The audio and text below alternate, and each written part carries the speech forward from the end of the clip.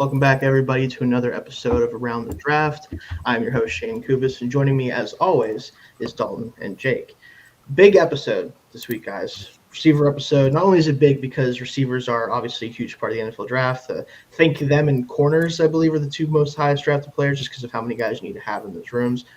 So obviously a lot of guys to talk about, but also a big part of the NFL nowadays is having those receivers that you can trust, especially with young quarterbacks. A lot of them in the league right now. A lot of guys looking to add weaponry to that to their groups to kind of get those quarterbacks either back on track or get going. So a lot of guys are going to be drafted pretty early, I think. Not maybe as many as we've seen in the past, especially like premium receivers, but they still might go pretty early, just an important position. But Dalton, I want to ask you first, kind of how did you feel about this group in general when you went through the rankings today?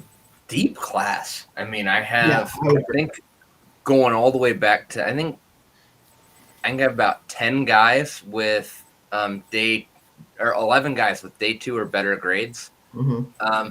But it's also weird because I don't have anyone with a top 10 grade. Yeah, that's kind of the thing. There's just no stars. Yeah, I would tend to agree. There's a lot of great role player wide receivers. I think like guys that are going to catch 80 balls a year in the right system, but they're all like a lot of them. I think their ceiling is as a 1A, not necessarily like a true number one. Like there's not a Justin Jefferson in this draft. It's not like last year's class where we had several guys that we felt pretty confident are going to be number one guys for sure. Right. I don't know if there are as many, if any, in this class. I tend to agree. I think that's kind of the thing. Still a lot of talent, though. Yeah, for sure. There's a lot of guys who are worth talking about, worth getting excited about. Anything you want to add there, Jake? Kind of the same feeling for you, or? Yeah, I agree. It is interesting because I do think there are a couple guys who could be legitimate number ones, but there isn't a ton of like really like star talent. But it is a very deep class. Like I was even further down at like 15, 14 on my list. I still think it's pretty quality prospects. So yeah, I think the thing more importantly, like when we talk about, I think not having true stars, we're talking about receivers whose profiles have too few holes to really be concerned about their transition to the next level, right? Where there's guys even at the top of this class where like the potential to be a star level player is there, but there's enough parts of their game that either you're not sure is going to translate as well. Maybe you don't think they run well enough. Maybe you think that they're not natural enough receivers, whatever it may be. I think that's kind of what's going to hold back some of the guys that even at the top from being potential, like legitimate all-star receivers, even though there's still always that chance that they can do that. So that's kind of where I'm at with it too. Like just like kind of echo everything you guys said. So still a very fun group to talk about. Some guys that are very kind of weird players where like I like what they are, but I don't know how exactly the NFL will treat them and how much their skill set will be valued. That's kind of the issue with some of these guys, I think, too. There's one player in particular where I kind of put smack dab in the middle of my overall rankings simply because I'm like, I really don't know what to do with him per se. So I kind of stuck him right in the middle because of the potential, but also like he might just not be an NFL player because of his skill set. Is weird. We'll get to that, right? We'll definitely get to the specifics there. But before we get into our actual top 15, as we always do, we did watch more than 15 players, all of us did. So we'll start with you this time, Jake. Is there anybody outside your top 15 that you definitely want to make sure we talk about that you wouldn't otherwise? So. Yeah, one guy that I'd like to talk about is Nick Nash. Okay, that's actually a really good one to talk about because I know, Dalton, you said that you didn't really get a chance to watch much of him, right? Right. So that was the last guy I didn't get to. Right. So Jake and I, clearly, Jake, you watched him. I watched him. I'm very curious how you feel about him overall because I have sort of a comp in terms of like his role, but I think it's kind of a weird one. But I'm curious what you have to say about him first. Yeah. I like a lot of things about him. For me, the biggest thing that interests me is the fact that he just became a receiver a couple of years ago. That really intrigues me because from watching him play, I can tell. I think he was a quarterback before, if I remember correctly. So he understands defense as well, and that really shows as a route runner. He's very good in zone coverage of being able to find those spots. and settle down. For a tall guy, I think he accelerates pretty quickly.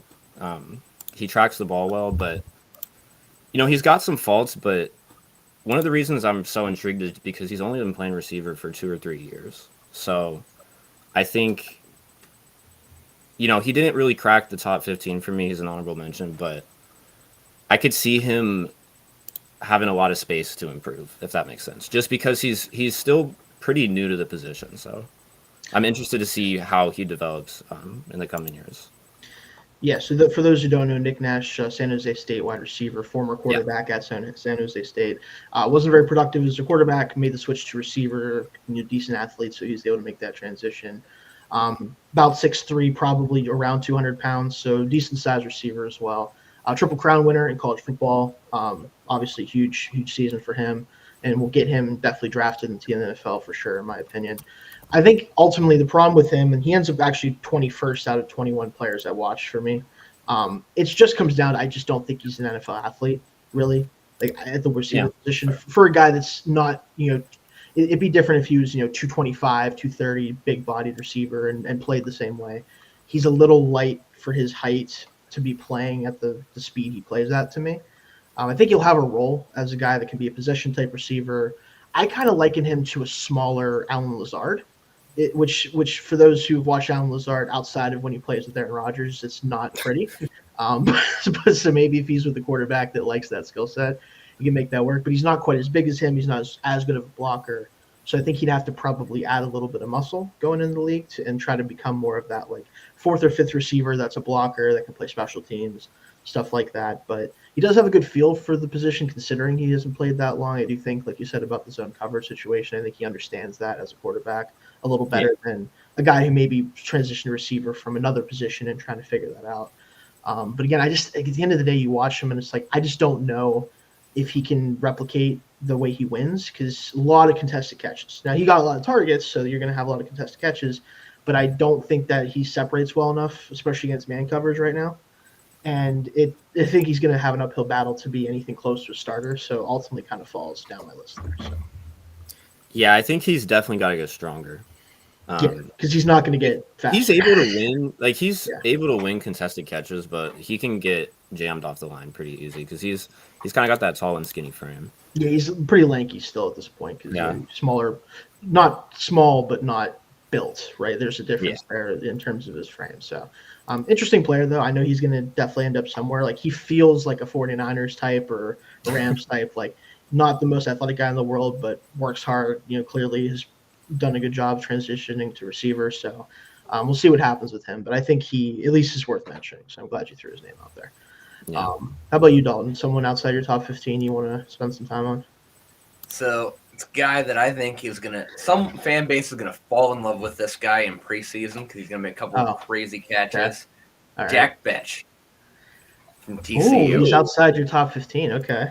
Yes, barely. He came in at 16th. Gotcha. Just barely, just because, the speed is just not there. And the speed and short area quickness, at the NFL level, I just don't know how he's going to get separation. Other than being a really good route runner. I think if he goes to a really creative offensive coordinator that is going to use the route running to get people open and work routes off each other, he's going to be productive because he is a reliable catcher, great catch radius, and does run routes really well. But there's just, as far as the speed goes, it's just not there for an NFL wide receiver. I just think he's kind of a little slow, but he is fun to watch. Like he makes some really good plays, and I do think he's going to make a couple big catches in preseason for somebody. That's interesting. Where did you have him at, Jake? Because I'm curious about that. He's my number 10. Okay. Oh wow. He's my number 8. Oh wow. So I will mention. I will say the main reason is I felt like his speed wasn't as big of an issue as I think you seem to think. Dalton, I think it's not. I think he runs well enough for the type of receiver that he's going to be. This is a guy that's big, built really strongly, 6'1", probably about 220 is what I think he's going to weigh in at the combine. Like he's one of those players to me that is a perfect, like, if he doesn't become a 49er or a Ram, something happened that shouldn't have happened. Like, he's that type of receiver that they draft and they turn into a weapon on third downs. They turn into a weapon as a blocker. Like, he blocks his ass off. Like, this is a dude who blocks better than a lot of tight ends in this class.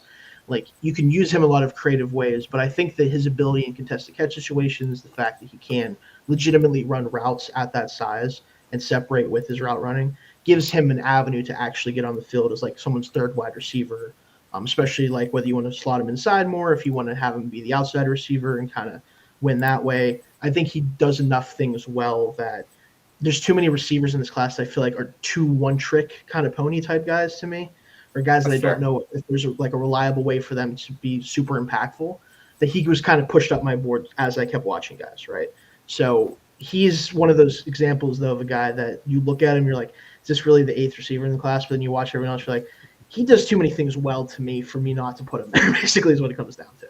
Like, and I understand if you don't trust the speed well enough, it's hard to put him higher than you have him probably. But I feel like, Jake, you probably agree with me a little bit more just because of where you have him at 10, right? Yeah, I am worried about the speed, and it's not great or anything. I'm really, just going to say, like, I'm not saying he's a speedster by any means, but he's probably, I think I viewed him as like a mid to high 4.5s guy, which is fine for the way he plays.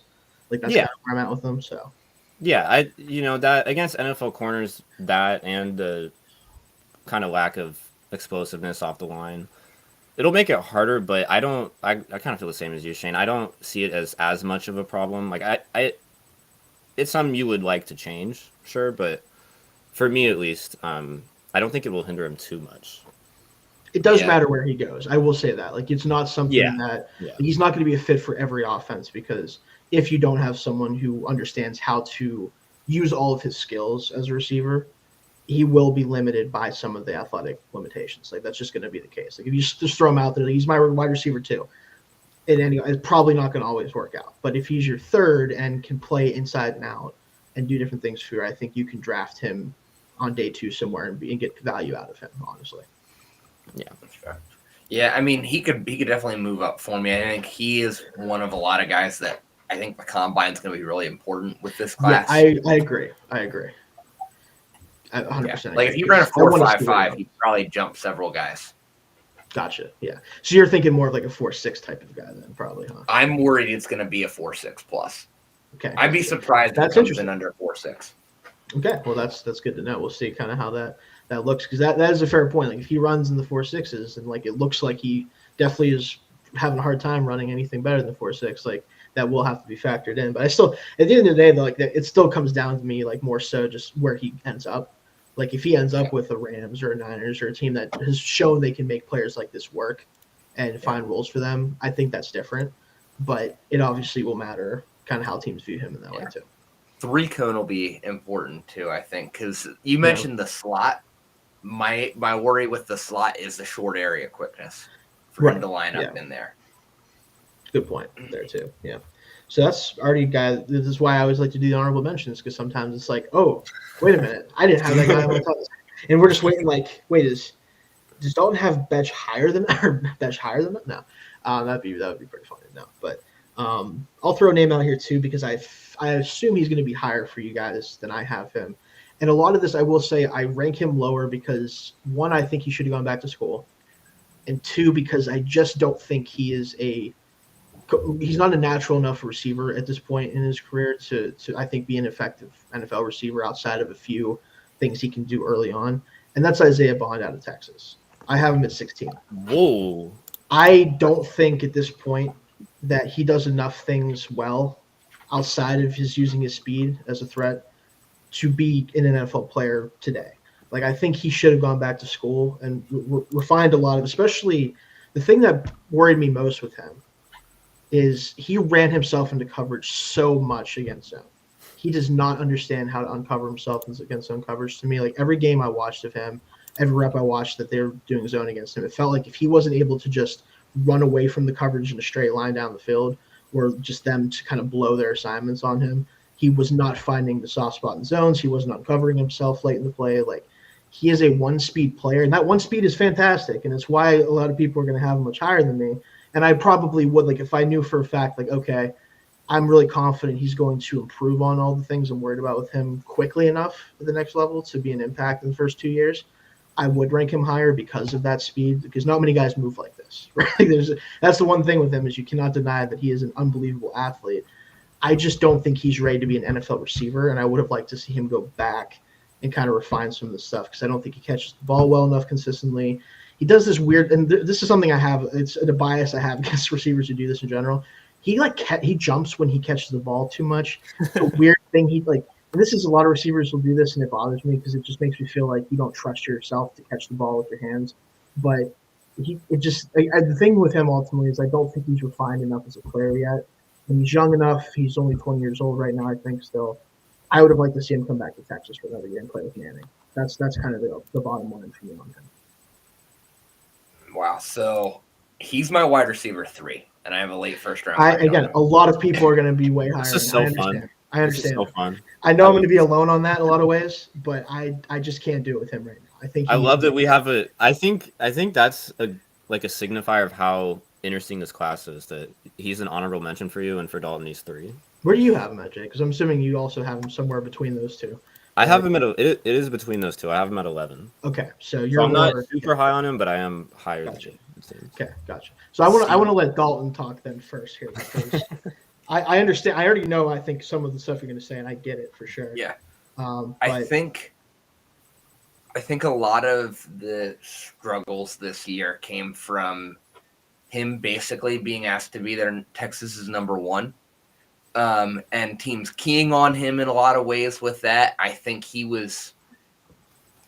did a lot. You mentioned the running into the zone. I do think a lot of it is he was creating for other people a lot more this year because he was commanding so much attention. I think that's just the way Sark designs the offense too. It's really, it is a committee approach. And I think the speed, and what I really liked was we're seeing a lot more quarterbacks come into the league that work a lot out of structure. And that's where Bond is really good. He does have great awareness in those scramble situations. Once the play breaks down, he comes back to the ball well, makes himself available. And I just think what he can do after the catch is so useful. And the fact that you can move him inside or out is important. Willing blocker. I just think he does so many good things that he's going to be extremely productive in the NFL for somebody. Again, he very well could, because that speed is just a factor that's really hard to ignore when you're talking about receivers in the NFL, because we obviously see a lot of guys who run fast who do nothing, right? But that doesn't necessarily mean that that's the case for him. I just think to me, what it ultimately comes down to and why I have him lower. If I knew for a fact that, okay, I knew that a lot of the issues against zone was just the scheme, which I don't know that for sure. Obviously, it seems like you kind of feel that Sark kind of designed the offense in a way where he was, like you said, opening things up for other people more so than not being able to get open against zone. If I knew for a fact that the hands were not going to be as much of an issue as I think they might be at the next level, because I don't think he trusts his hands right now. And that's just mostly from the jumping and when he catches thing. It just bothers me. It just always has. Same reason I had Quentin Johnson lower than most people when he was coming out. I was just I just don't trust him as a receiver. That's a whole other problem. But he's a different story than even Bond is. But it just the trust in your hands, the ability to hands catch. I just don't see that enough with him, I think. And ultimately, I know the offense was kind of this committee approach and all this other stuff, but the only time the dude really was super productive in a game was against I think it was UTEP or whichever one of those. I don't remember if it was UTEP or whoever they played. And again, production is not everything, especially in scouting. It does not matter all the time. I just would have liked to see more times that he was able to take over a game if he's going to come out. And I will say one thing on that you just kind of brought up. There were a lot of routes where he wins and yours either just doesn't find him or literally can't honestly, get the ball to him. That's fair. That's because you know how I feel about yours. I'm not going to argue that one to you at all. Because to me, that offense was definitely disappointing. A lot of it because of him. To be fair, you won't really hear me say differently. So I will give you that too. It could have been a situation where he maybe would have been better off. Again, maybe stay in college, go to another team that's not bad at getting the ball to you. I don't know. Which, granted, with Texas, with Play with Manning Arch next year. with Arch, yeah, that also works fine, probably too. But tell that to Sarkisian, I guess. But no, again, yeah, for me, it's just he's one of those players, man. I just kind of would have liked to see him another year in college. I think that's ultimately what kind of hurts him the most for me, at least. Is I feel like he could have used another year of seasoning, at the college level. But I do think he's going to go really high ultimately, especially if he tests the way that I expect he'll test, because teams will be like, hey, we can work with that. Like, I mean, hey, if Miami moves off with Tyreek Hill, maybe like, hey, we need some more speed to replace speed. I'll take them. Why not? That might work. But no, there's a bargain bit. But speaking of that, there's a guy I really hope they take. That could be a lot of fun in that offense that they can probably get a lot further down the board. I wonder who that is. I have a thought who that might be, but we'll get to that, I'm sure, at some point.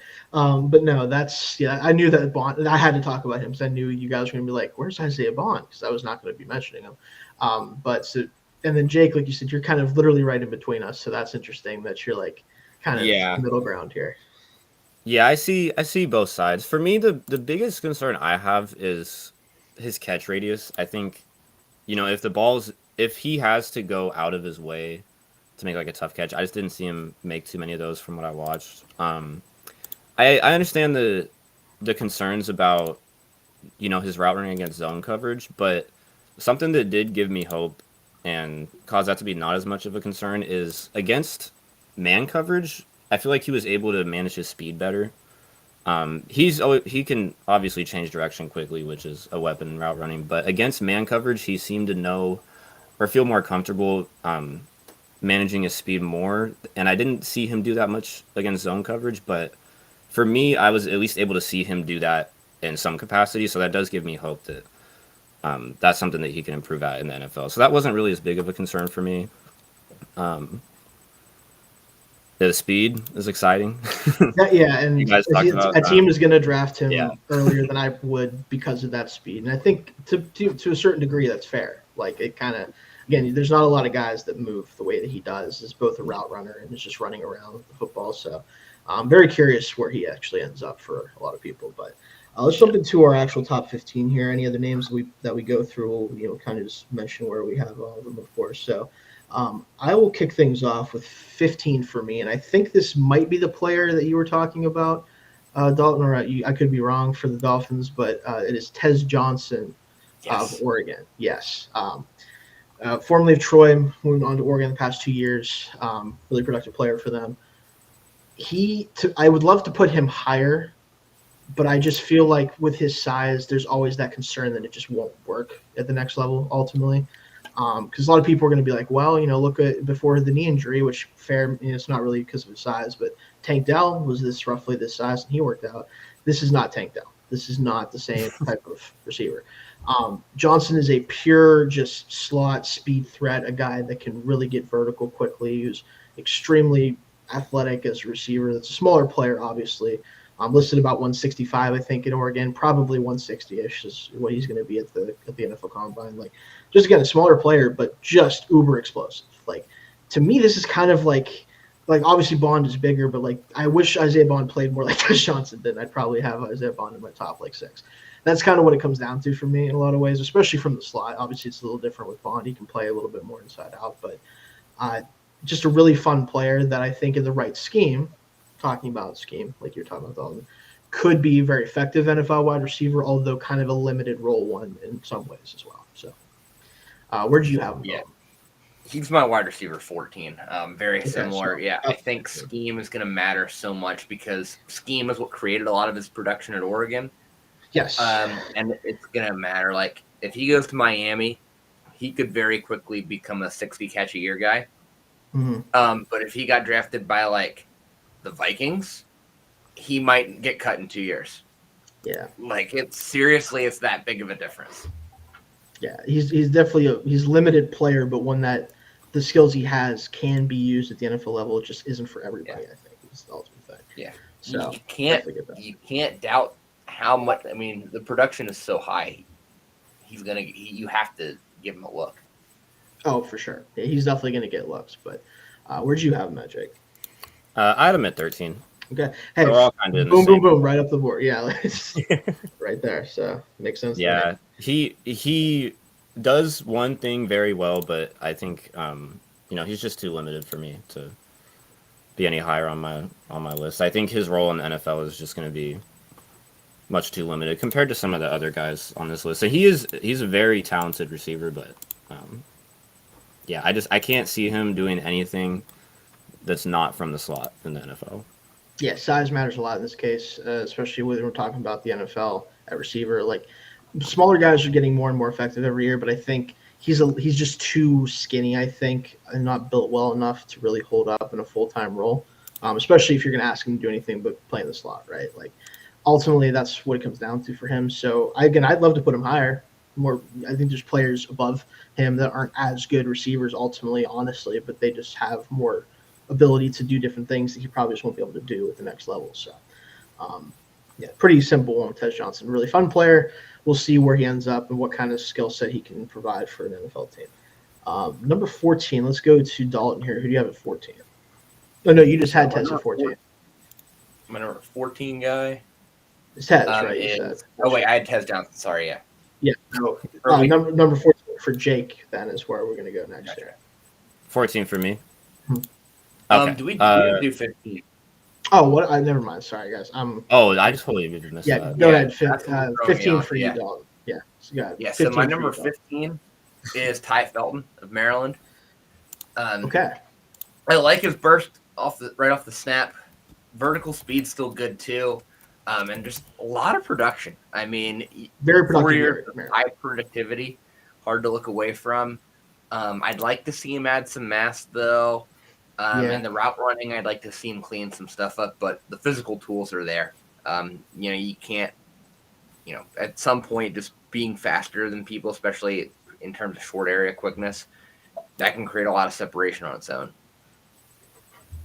Yeah, he was number 18 for me. He's just outside, so he's in that range. Like, I don't think there's a standout trait. I think he's a good athlete, which will allow him to have the chance to make a roster and try to contribute on offense. But he just doesn't do enough different things well at this point, I think. And I think specifically he does need to add some weight because I just think he's a little too skinny.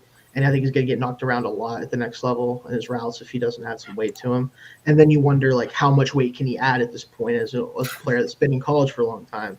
Is he just not tried to add weight? Is it going to be a situation where there's just some of that burst that you talked about that kind of allows him to separate at this point? And just for a taller receiver, not a ton of contested catchability. Honestly, he has a couple highlight catches, but the consistency is, he's under 40% contested catch rate, which these receivers, a lot of these guys are 50 plus in this class. It's kind of hard to break into that category there, but still a little bit lower than a lot of other guys in the class. So. And then where'd you have him at, Jake? I also have him at 15. Okay, so these are 15 too. Cool. Yeah, I think he does a lot of things well, but kind of like you said, Shayne, there isn't anything that stands out like specifically to me, which is kind of why I had him lower. But I like his route running. He's got good hands. He seems to know where he is on the field well. I don't really see him having any issues with spacing. But yeah, the biggest thing I'm worried about with him is just his physicality in general. I saw when I was watching him a couple of times where, he just wasn't able to compete physically with the corner he was against, which is going to be more of a problem at the NFL level. So yeah, that's why he's down at 15, but he does do a few things pretty well, which I think can help him carve out a role in the NFL. So he did make the list, but he definitely, to me, feels like he screams wide receiver 4. Like, it just feels like a guy who's like the fourth receiver, like the third outside receiver in particular for a team. Like, if he can just clean some things up and add some mass to him. Like, I would love to, like, if he had Caden Prather, his teammates' size and his movement skills, we'd be talking probably closer to 10, maybe a little bit higher. But because they're kind of very, very different builds, it's not quite the same way. So that's kind of where I think the book is out on him a little bit. So who did you have at 14 then, Jake? 14, I had Trey Harris. Okay, gotcha. This is a guy that is very interesting to me, and I have him in the same range, and I'm curious where Dalton has him. I have him at 12. Where do you have him at, Dalton? So I have him at 8. Okay, I see a theme is forming with these rankings, and I get it, especially at the NFL level, you need it. But I feel Dalton's going to be really prioritizing explosiveness and that type of stuff, which you should to a certain degree. But Harris's problems are more so not so much about his skill set. But we'll talk about that, at least for me. Why do you have him at 14 then, Jake? He is 14, but it's a deep class. I did really enjoy watching him. I think he's got right now the perfect build just for an outside receiver in the league. I think he can, with his build, fit that nicely. And he's great at the catch point. He has great body control for his size. I think one of the things I noticed too for a bigger receiver, I think he runs routes better than I expected. Yeah, I think. I don't know. So my concerns with him really just he doesn't really have that long speed to me. I'm kind of worried about his ability to just separate at the NFL level. I didn't see his route tree expand a ton at Ole Miss, but I don't know if that's because he can't do it or if it's just a scheme. You know, that's one of those things where I don't really want to. I don't know if I should fault him for that necessarily. Kind of the problem. But it is something that I just didn't see that much of, so it was a little bit of a concern. And finally, I think against press coverage, he could be a little bit better getting out of that. But he does do some things well. Just those things had him down at 14 for me, a little lower on him. Gotcha. What do you? So Don, you had him at 8, right? Yeah. Tell us all So, about I mean, it. What's up? When you're that big and you have that much burst, it's just hard to look away from. And also, like, they did a lot of different stuff with him at Ole Miss that was kind of interesting. Like, yeah, they did a lot with him in the screen game, and he moved pretty well after the catch, despite someone his size. Like, he had some shiftiness to him, which weird because someone that of his build shouldn't be able to do that. No. And it's weird. I have an interesting comp for him. Okay. DK Metcalf light. I was wondering if you'd go that way. Yeah, I was wondering if you would. Because he's the size and speed combo plus the ability to like kind of line up inside at times and do some stuff in the short area game as well. That's now he's not quite as strong as DK, which I think is a big, and I don't know if the hands are as good. But DK had questions about his hands, I believe, coming out as well. To a degree, yeah, for sure. Specifically his contested catch ability, which Harris doesn't have that problem. Yeah. And I think that the thing I really did notice is the route running definitely needs some polish to it, especially like his tree. But there are a couple plays where he showed flashes of running some nice little like whip routes and stuff. And like there's a potential for him. I just think he's one of the few guys in this class that I think has the potential to blossom into a true number one on a team. And I think that's why I'm a little higher on him. And just to point it out, I agree with that. Like, I understand that. But sorry, Jake, you were going to say something? No, I was just saying that I can see that. Yeah, like that's why it's a weird spot for me with him. Like, I wanted to put him higher. But, like, I think the best way to describe it, I'm just going to kind of give you guys the notes of him for me. Big physical receiver with eye-popping, spectacular catch ability. He makes some of the wildest catches that I saw on tape. Like, he will do crazy stuff in the air with the football and take it away from defenders, do wild stuff there. Fast enough to threaten vertically. I do wonder what his speed is going to ultimately come in at, like what he runs at. I do think he's probably like a 4.4 guy. I think he's plenty fast, especially for his size, but it's not so spectacular. Like, I don't think it's DK speed, even though it's still similar style of runner, I think. Played in Ole Miss's weird offense, which is just kind of like the thing that stuck out to me, guys, and it's something that, like, I'm sure it's just the way that he does it or the way that they do it, but like the screens where he does not move an inch until the ball is being thrown to him and then he just turns and grabs it is so weird to watch. Like, I don't think it's a bad thing necessarily. It's just a weird, like, he just stays in his stance, doesn't move off the line, and then all of a sudden just turns and catches. Like, I definitely did a double take when I saw that. Like, is it? Yeah, I'm like, is that just an Ole Miss thing? Like, almost. Right. It's just like he didn't react to the ball until after. I don't know. It's like that's not a problem necessarily. I just thought it was interesting. Route running definitely needs refinement. I think he lumbers in his routes a little bit sometimes for a guy that's as explosive as him.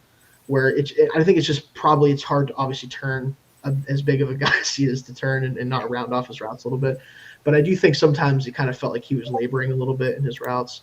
Hard to figure out how much the production was ultimately about his skills or the competition, because a lot of his yards were racked up in the beginning of the season against teams that weren't really on his level, skill-wise and size-wise especially. And obviously misses a chunk of the year because of injury, which his numbers before that still spectacular, so it's nothing to take away from him. But just he's an interesting receiver because I feel like he could be, like you said, Dalton, like legitimately a wide receiver one at some point, or he could be a guy that is a flash in the pan and maybe doesn't last long. Like I could easily see going both ways, and that's why I ended up having him where I have him, because I had a hard time putting him ahead of guys basically that I felt more comfortable with ultimately. So that's a good one to talk about early, because I was wondering where you would fall with him, Jake, because I felt like you'd be closer to him with me than Dalton, honestly. But again, we can see Dalton definitely has a preference here, an understandable preference. I will say, like, nothing, not taking anything away from him, but it is interesting. So that's your 14. My 14 here, and I wonder where you guys fall on him. And I like this player a lot, and this kind of is a good example of why I like this class, because I think there is legitimately like about 15 players where I'm like, I really like these receivers, but I just had a hard time putting him ahead of other guys. It's Jalen Knoll from Iowa State at 14 for me. At the end of the day, like he's a slot guy, right? Like he is to me a very much a pure slot receiver at the next level, especially. And I think the way he won in college, it was really weird because so many of his plays were like down the field for a guy that I think is going to be a slot at the next level.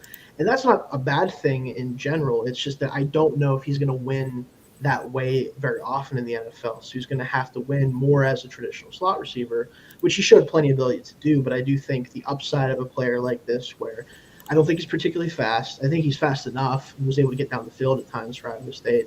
It's almost in the same vein that, like, this is a player, I'm not comparing these two necessarily, but James Washington, former Steelers wide receiver who came out of Oklahoma State, where he was a smaller, thickly built receiver, kind of like Knoll, but didn't have a ton of speed, but was still very effective down the field because he had great contested catch ability and route running down the field. They kind of were similar in that way where, like, I don't think the athletic traits are why they win down the field. It's more about route running and be able to position yourself to make big catches. And I just wonder if at his size he'll be able to do that at the next level. So he kind of, to me, some of those big plays might not be available to him at the NFL level. So. Yeah, that's fair. I had him similar area. I had him at 17. Gotcha. But like my grades on my 14th guy and my 17th ranked guy, it's 1 round difference. Right. So it's close. And like you said, I think the issue is his feel for the zone was great. That's how he was able to get open down the field space so much in the secondary. But he doesn't have that quickness that I think a lot of the slot guys in this class have. So that's kind of why he's a little further down for me in terms of the rankings go, just because he is a pure slot guy at the next level because of his size. And there's just, why would I take him when I think there's guys like Tez Johnson and Ty Felton that I think do a little bit more with the ball in their hands. Yeah, I totally get it. Like, I just feel like the way he produced in college was great, but I don't know how you replicate it at the NFL level, or if he can. That's kind of what ultimately creates a problem. So, is he more than like a good slot receiver? Is he that truly like explosive slot where you can throw him up the seam, where you can find space in the secondary down the field? I don't know at the next level, but where'd you have him at, Jake? Yeah, he was an honorable mention for me as well. So, same. Okay, I do have to admit with him, I didn't quite watch him as much as some of the other receivers. So there could be something that I'm missing, but I think, his size, I think, is going to just limit his role a little bit too much. I do think he definitely can carve out a role in the NFL. I think he can have a pretty solid career, but just with the depth of this class, he didn't make the top 15 for me. But I also didn't watch him quite as much, so. Right, yeah, so that'll do that. So we're all kind of, I think, kind of the same boat, where it's just like good college tape. Not sure how much of it will be replicated in the NFL, though. So is he more than just a good slot option, kind of, ultimately? So makes sense there. Who do you have at 13, Dalton? Because I know you had Tez at 14. You had Tez 13, Jake. So we just need your 13 and my 13. So why don't you go first there? So 13, this is a guy that I think is going to move up my board. I'd like to see more tape on him. Caden Prather from Maryland. You mentioned him briefly. Just really jumps off the tape. Like I love like that burst is just incredible. Like he off the snap looks like he was shot out of a cannon, and it's just nutty. My issue with him, honestly, the biggest thing is film, because we saw him against USC, just cheeks, and then the Penn State tape is just hard to watch because the quarterback can't throw the ball. Yeah, I did not watch the Penn State tape on these guys. I was at the game, as you guys might remember. I knew it wasn't going to be worth watching. It was not a game you're really going to judge much of anything other than it was cold and they had a backup quarterback. So. Prather had a big play to start the game, though. Yeah, but I mean, that was about it. They stopped. That was about it. No, but God, yeah. No, good. I think he's a good player. I have him at 17. I had him just ahead of his teammate at 18 with Felton. Again, it's just I don't see enough consistency in his game, and I think that he was outproduced by Felton this year partially because I just don't think that he was really able to use that initial burst as a receiver to really get open enough and separate consistently enough. He's a bigger player than him, and I think he has more potential, which is why I have him slightly ahead of Felton. I just feel like if I'm picking between those two, I'm going to take the bigger guy who does still have some of that burst like you talked about, and I think has more NFL skills ultimately, or has at least the potential for that. Prather's taller. Yeah, he's bigger. Yeah, I said he's a bigger player. Yeah, he's also bigger, like physically. Yeah, like physically built better. Yeah. Oh, I thought you were saying Felton. No, Prather's built better for sure. Yeah, it's very noticeable even if you don't look at the measurables. He's just a bigger player. But that's why I have him ahead of Felton, because I feel like there's more potential for him to become like an actual like potential starter. Like I feel like fourth receiver is still kind of maybe the ceiling for both of them, but at least there's more ceiling with Prather, I think, there too. So I had him at 17. Yeah, he was 18 for me. Yeah, so kind of the same area. He was fun to watch. I definitely enjoyed watching him. I think for me the biggest things was when he gets the ball, he looks like almost less physical than when he runs his routes, which I thought was interesting. I think he could adjust to the ball better in general, and consistency, as you mentioned, Shayne, was a little bit of an issue for me. So he landed kind of as an honorable mention for me. It's fun to watch, though. I definitely enjoy watching him. I mean, really only has about 2 routes. I mean, it's straight down the field, maybe 3. Straight down the field, or go straight down the field, cut across, or straight down the field and come back. That's it. You've probably got 3 routes, but when the defense has to play 10 yards off of you because they're scared about getting torched, it does help for sure. It can. But I agree. Like there's a lot of rawness there. Yeah, we'll see if he can kind of find some of that stuff at the NFL level. My 13 round us out for our 13th here. Pat Bryant out of Illinois, player that I really do like a lot. Ultimately, just kind of I feel like the athletic traits are just not quite as high as some of the guys I have ahead of him, and I think that he just because of that is going to be limited to a certain degree. But I really like him as like a red zone threat, a guy that could be your second outside receiver if you have a really, really good number one and a guy in the slot that can be really the number 2 receiver. Like, I think he can be that type of player potentially for you. Really good size. Not as big as you'd like in terms of being built up pretty well, kind of similar to where we talked about with Felton, where he's bigger than Felton but still a little bit lanky overall. So the power there might not be as much, and he's a little bit – can be tossed around a little bit, I think, especially at the next level by bigger defensive backs. But just kind of does everything really well. Like especially I think his biggest ability is going to be a red zone threat early on. I really like his body control and ability to come down with contested catches. I think just where he gets drafted probably is going to matter in terms of how early he can be an impact, because if you're a team that prioritizes size at receiver and wants somebody that can win those contested catches, he's going to be higher for you.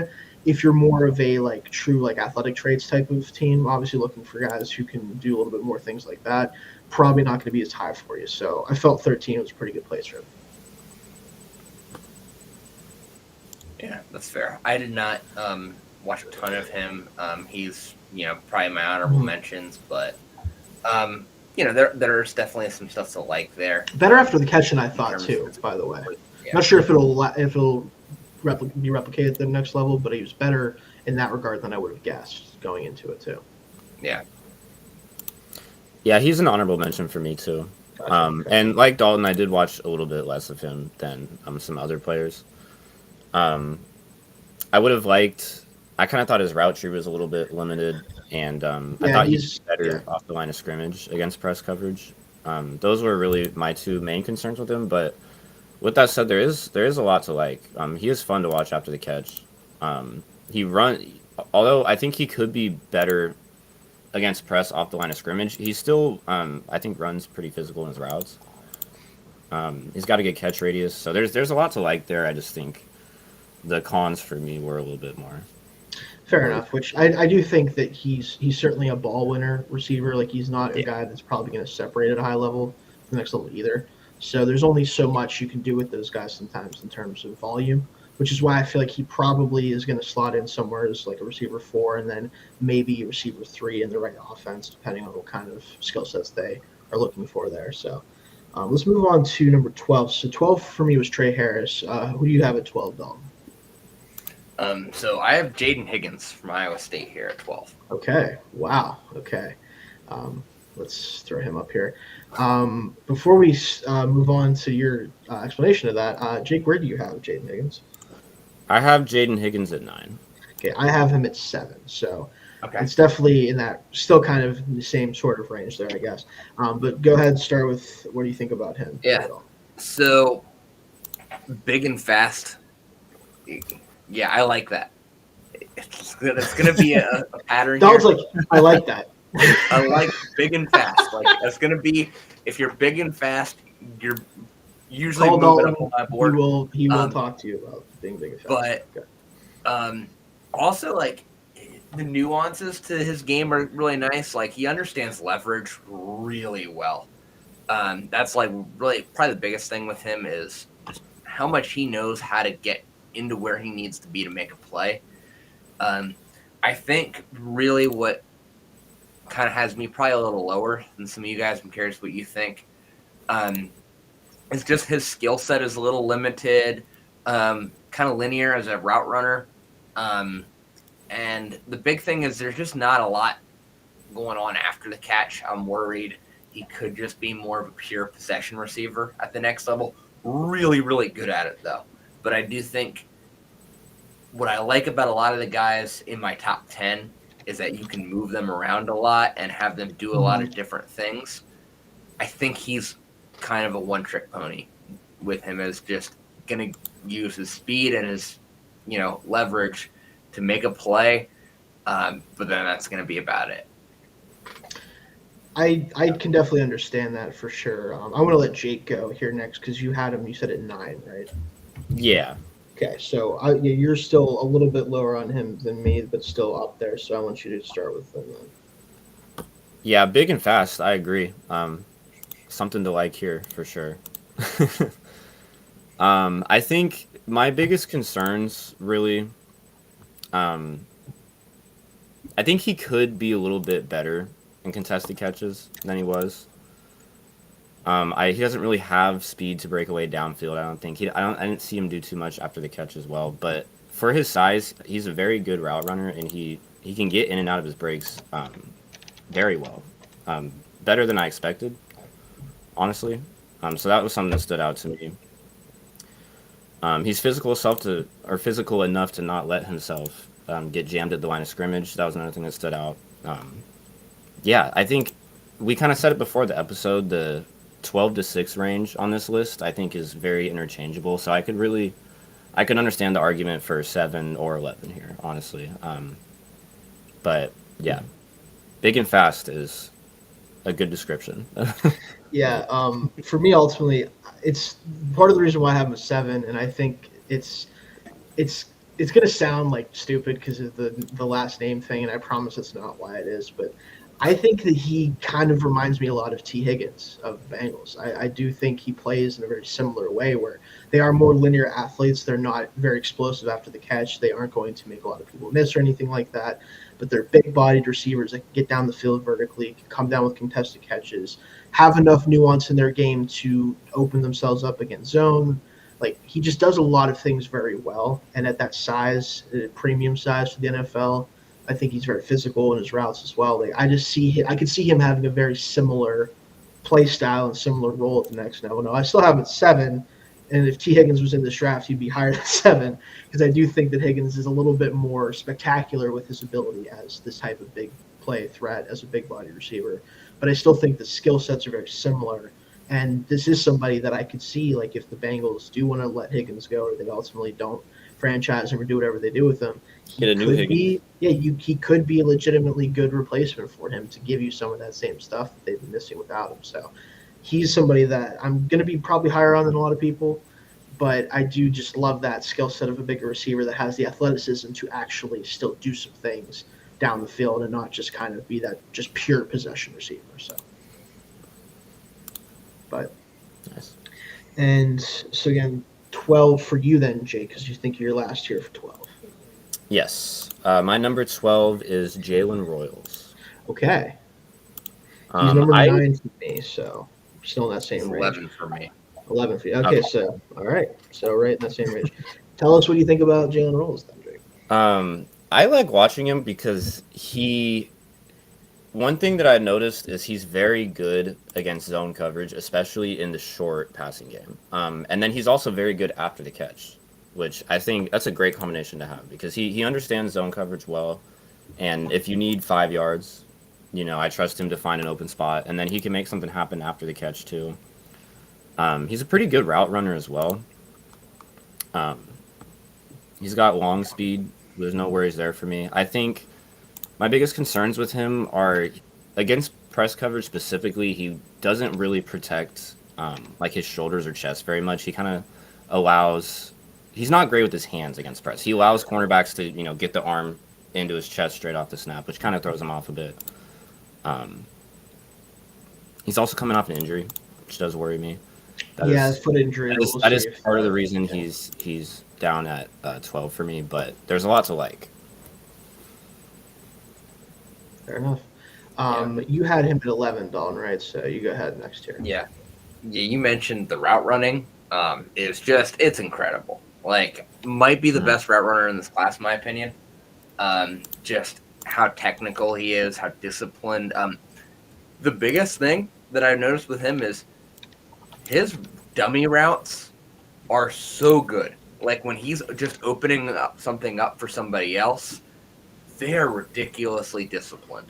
And, like, that's something that is, not going to show up a lot. But when you're really, like, trying to build an NFL offense, that stuff matters a lot. That stuff really matters, and he does it so well. Like, he is just going to be, like, he is an offensive coordinator's dream, I think, in how technical he is with his route running. And I think that's going to really hide a lot of, and that, and also his production after the catch and his alignment versatility. I think those things, if you're a good offensive coordinator, you're like, I can make this guy work. Despite, not going to create a ton of separation just because he doesn't have the speed or quickness. Doesn't really have the size or strength to beat a lot of bigger physical corners. But, man, like, he does all the little things, all the technical stuff at a super high level. I don't really disagree with any of you guys. I think the reason I have him a little bit higher is because even though I do agree with you, Dalton, where Jake, I feel like you maybe disagree a little bit. I don't think he has enough long speed to be a true, like, deep threat type of player.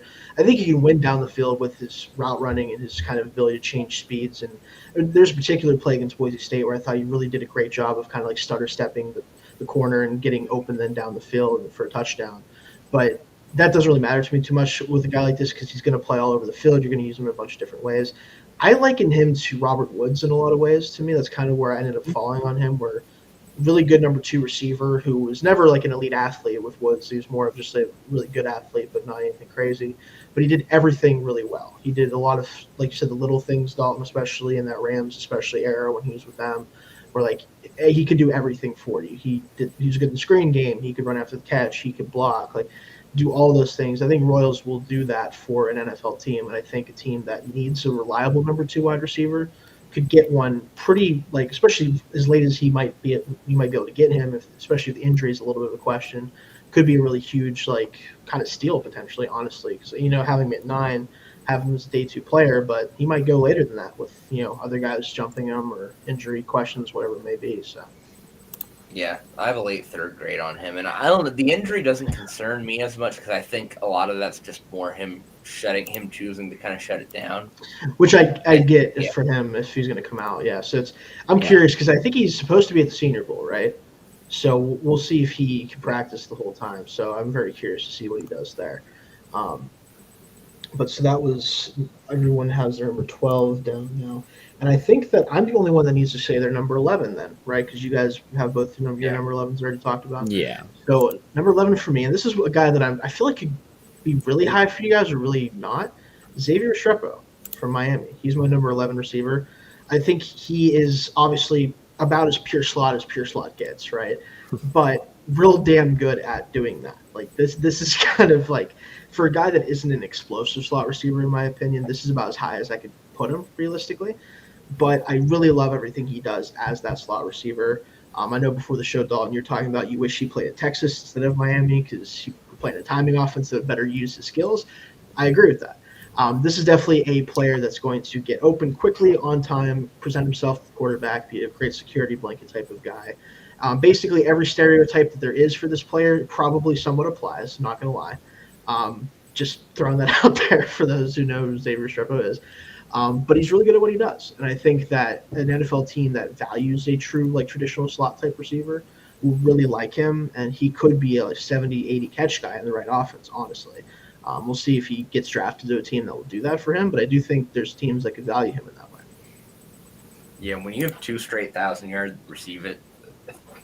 receiving seasons in college, you're doing something. Especially when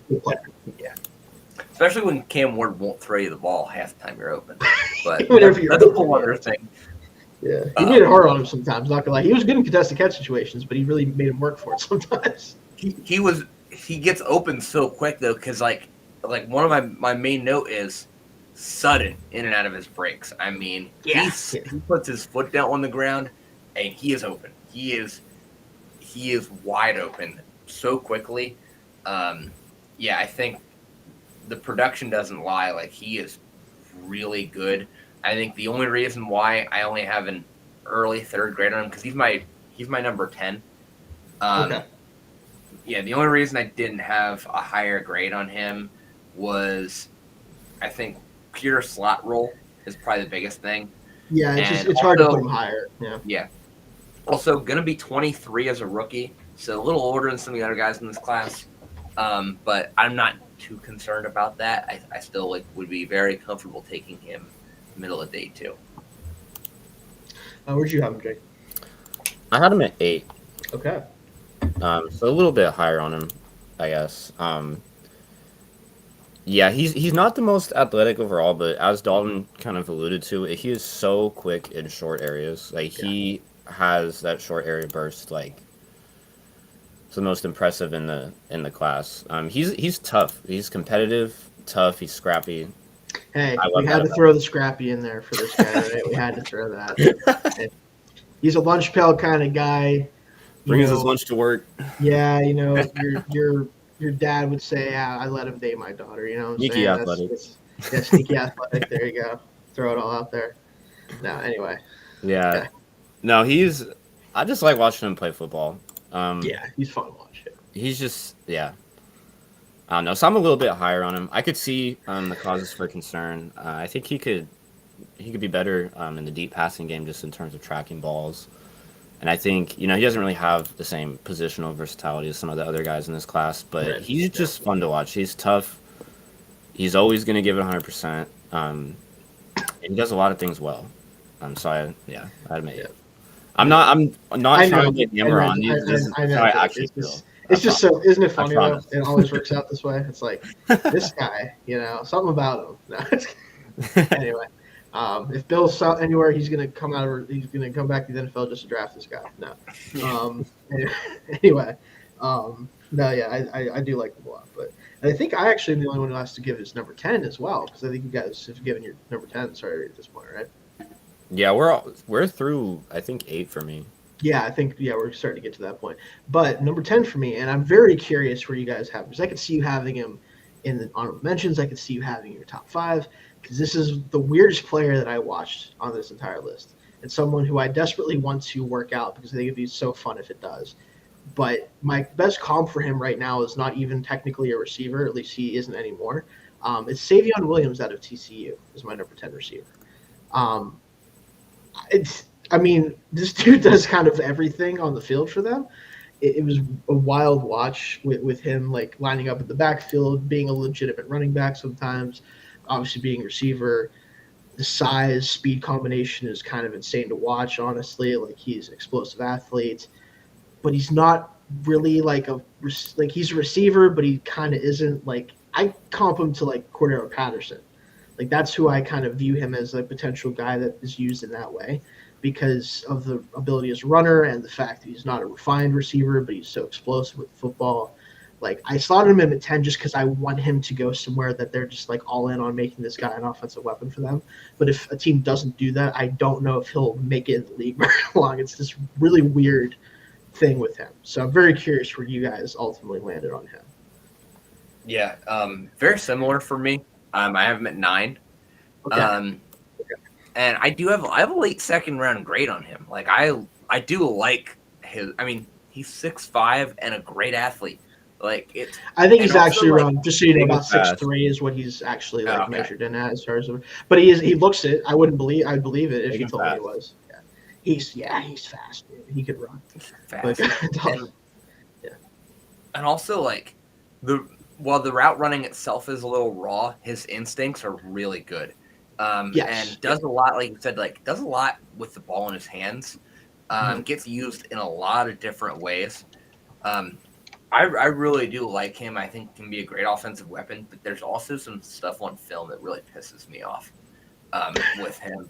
One, the drops are frustrating, but two, the thing that really if I were a coach, I would have probably benched him in several games this year. Is he just doesn't block. No, he just doesn't even try to block. Weird. You would think, right, for a guy with this skill set and this amount of size, that he would be awesome as a move blocker, especially. Yeah. And it just doesn't really do it. It is weird, right? He just doesn't even He was like, no, I'm good. I'll stand in front I'm here of this to catch guy passes. for a second. I'm here to run the ball, catch passes. That's it. He doesn't even try to block. And at the end of the day, playing wide receiver, most of what you do is block.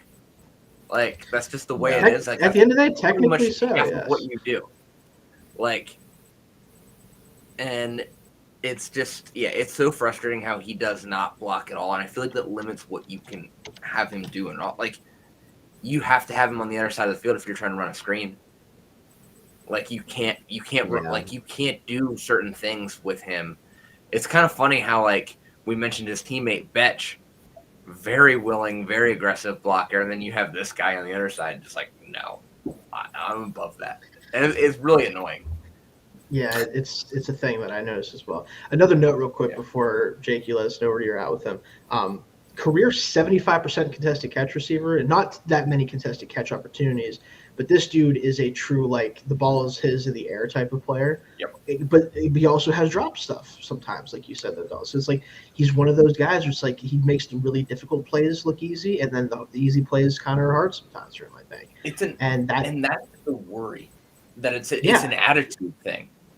Mm-hmm. And then you're what are you gonna do with what do you do with that? It's kind of hard to piece through that. I did want to throw this out here real quick as well.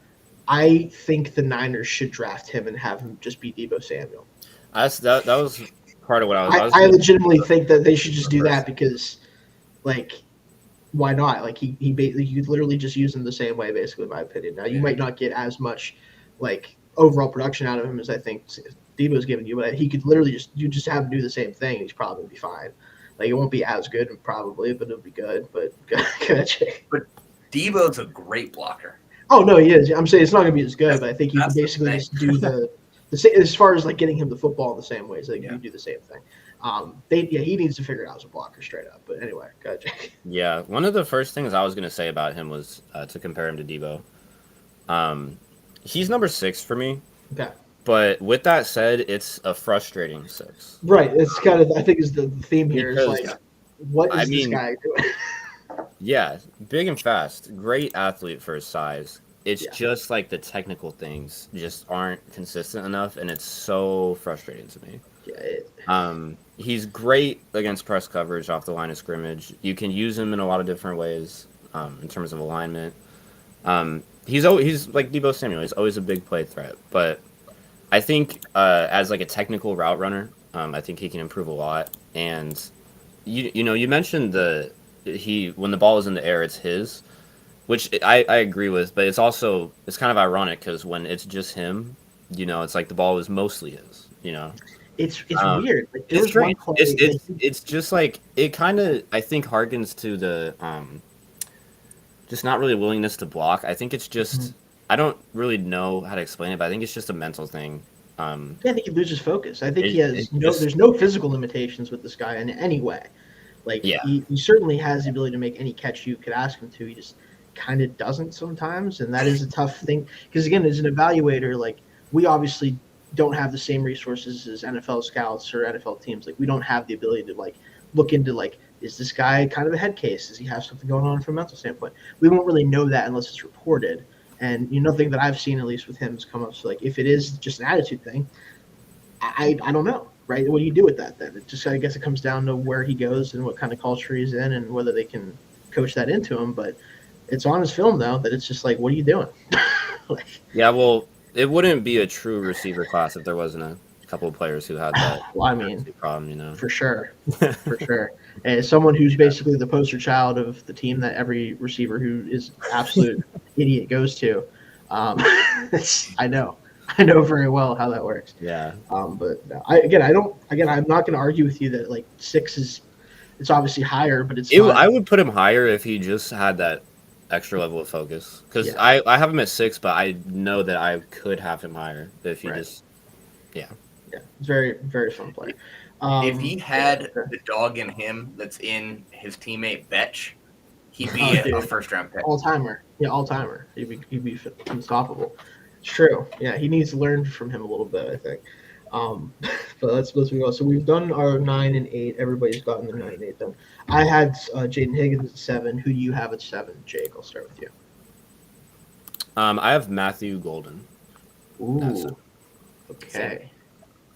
Yeah? Okay. Oh, look at that. Right. Me and Dalton have had a couple. A couple of those, yeah. Go ahead. I'll save where I have him for a little bit later, but where do you have, what is your overall thoughts on him here, Jake? A lot to like. He's fast.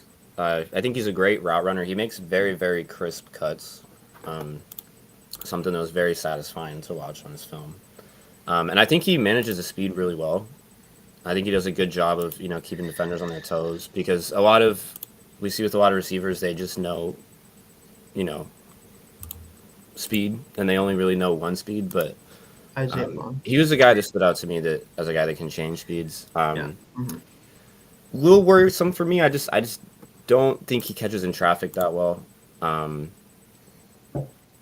He had a few drops, not really as bad as a guy like Williams, like we were just talking about, but he does have a few drops that worried me. And my top 5 behind Golden and Williams, I'm just really, really high on. So that's also kind of part of it. I'm not necessarily low on him at all. I really, really like his game. I'm high on a lot of receivers. Fair enough. I can't really argue too much with you there. How do you feel about him, Dalton? Yeah, I'm kind of similar. Like early second round grade for him. He's my first day 2 guy. And I'm kind of glad, Jake, you had him where you did because I was worried that I was going to be the only one that didn't have him like super high, which is kind of where I feel like you're going to be Shayne, and I feel like where it comes down to is I feel like it just depends on how you feel about what he's going to do at the next level. Because I think you could look at him and say you can move him around a lot of places. My worry is he might be a slot sized guy that plays more like an X in terms of like his play style and his strengths. Because I'm worried that like at the NFL you might have to move him inside, and I'm worried that he doesn't have the quickness in and out of his breaks to be as effective from there in the NFL, and that's just kind of my worry. That a lot of what he does, his route running, that's really good, is effective on the outside, and I'm worried that he's not going to have the size and strength to beat big physical corners in the NFL. And so it's just a matter of what you think you can do with him, but like you put the ball in his hands, he makes things happen. And I think if you're creative enough of a coordinator, you're going to find something for him to do. It's just I do think he's one that's going to take a lot more creativity. So you guys are going to probably be very shocked about this. And ultimately, I think the reason why I ended up here with him, and I'll say where I have him in a minute, I promise. Number one. Yeah. Yeah, Jake, you're right about that. He's my number one receiver. Oh, really? Wow. As of right now.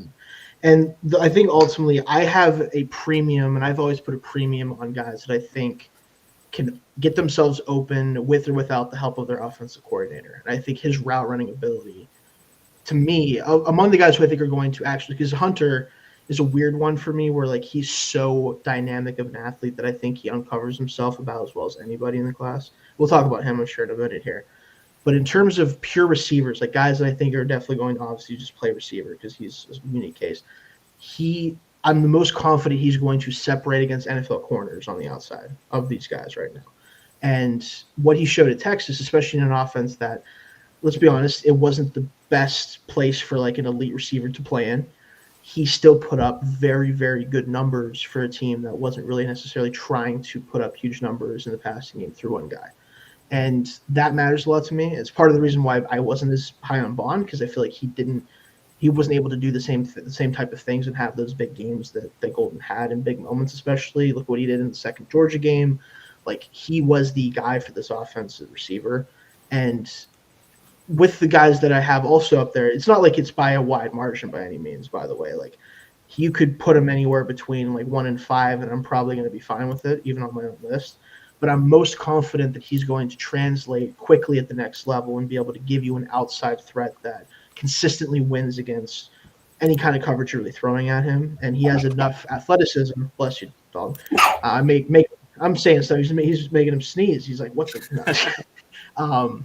I feel most confident about him being able to come in day one and be an effective outside receiver in most schemes.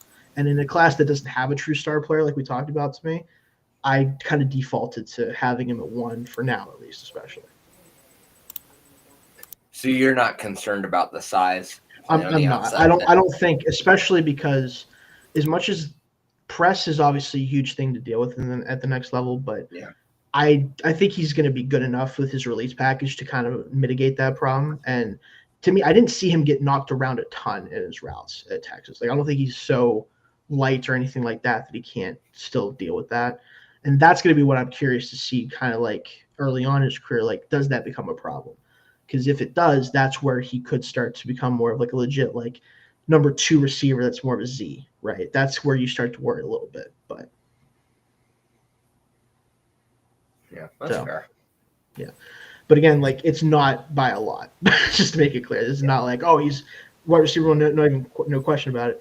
That's the type of receiver that I default to if there isn't like a unbelievable receiver that is just a freak, right? Like, we don't have a Jamar Chase or Justin Jefferson in this class to kind of elevate themselves there.